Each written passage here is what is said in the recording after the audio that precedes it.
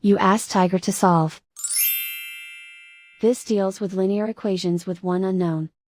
The final result is b equals 1 over 3. Let's solve it step by step. Group all constants on the right side of the equation. Add 2 to both sides.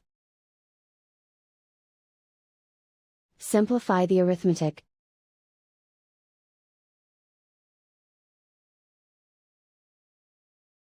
Isolate the b.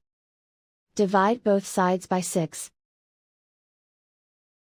Simplify the fraction. Find the greatest common factor of the numerator and denominator. Factor out and cancel the greatest common factor.